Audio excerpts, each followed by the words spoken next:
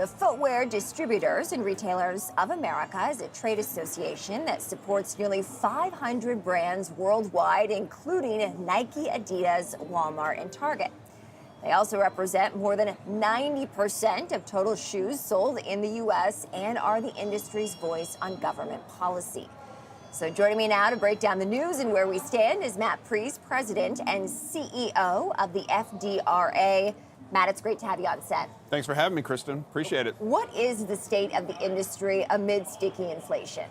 Yeah, so we're a $113 billion industry here just in the U.S., and we're a resilient industry. We're actually having another year of strength. We've had these really kind of interesting years, kind of in the COVID days and after the COVID days, but we're faced with inflation, and our consumer sees that every single day at the cash register. How much are you seeing prices up versus pre-pandemic levels, 20, 30%? Depends on the segment of the industry, but we've seen price increases as much as 20%. The challenge for us is that part of what's baked into our cost structure are exorbitant duties. So we pay about $4 billion a year in duties alone.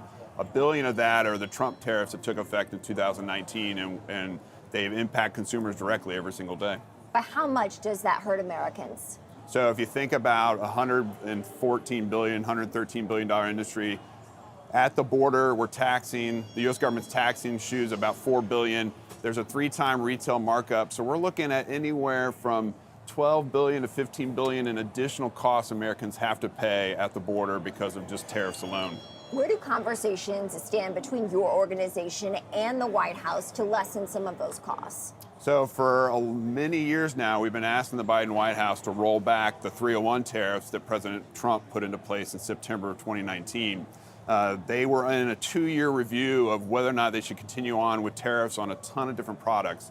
Our hope is that even as they were raising tariffs on electric vehicles, for example, they might reduce tariffs on other products like footwear and T-shirts. They refused to do that. Even in the Rose Garden, when the president was asked about former President Trump's 10% tariff proposal if he were to regain the office, he said that's crazy. Essentially, it impacts consumers $1,500 a year.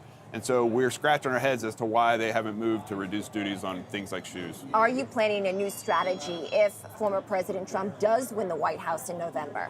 Yeah, the strategy is to come on programs like yours because we know they watch TV. And so we spent many months on TV leading up to that September 2019 date to try to get them not to add tariffs on footwear.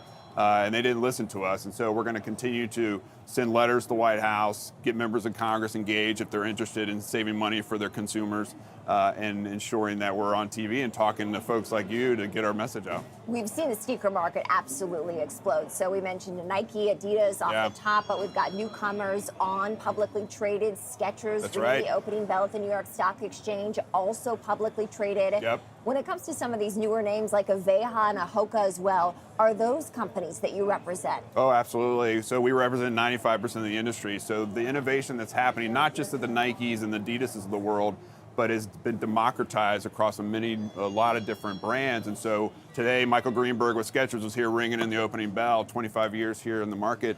That's exciting stuff. They're in the performance space now with Premier League players and other NBA players, so that's exciting.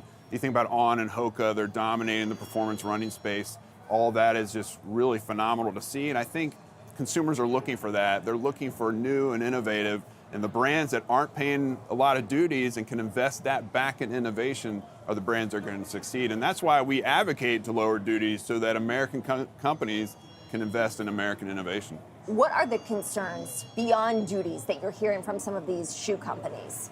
I think the concern is that the consumers are getting a little soft. We're heading, everyone expected a recession to have hit by now. It hasn't hit. So we're in this moment of like, how resilient is the consumer, and when are we going to start to see the consumer pull back? And we're starting to see a little bit of softness in the marketplace. Nothing to run home about or get freaked out about. But at the same time, this can't go on forever. We've had record after record after record year from a sales perspective since 2021, and there's a correction happening. I think the other thing is inventory management, trying to understand the right size level of inventory for our consumer at this moment. What are the cautions or even the boosts that you might want to see in your industry for artificial intelligence specifically to manage something like inventory? Yeah, that's a great question. That's actually where we're focusing our attention. We just had an executive summit last month in DC. We had IBM there to talk about the utility of using artificial intelligence for things like inventory management. We all see kind of the sexy applications of ChatGPT and all the things that happen with video and imaging. But if you can right-size your inventory levels using artificial intelligence that scans your data, your historic import data, understands where you're sourcing from and how to get product based on sales more quickly to the consumer, I think that's where the AI opportunity really exists for us. How resilient is the footwear market in terms of a recession? You mentioned how strong the growth has been. People are now investing in sneakers. There are whole platforms, trading platforms, if you will, dedicated to investing in sneakers. Do you think it is resilient? It's absolutely resilient. People need shoes. That's breaking news, folks. We have to have shoes, and we love shoes here in the U.S. We import in about 7 pairs of shoes for every single person in the U.S. every single year. And so for us, it's about, no matter if it's a recession or not, we're going to be focusing on the consumer and getting that great product to them.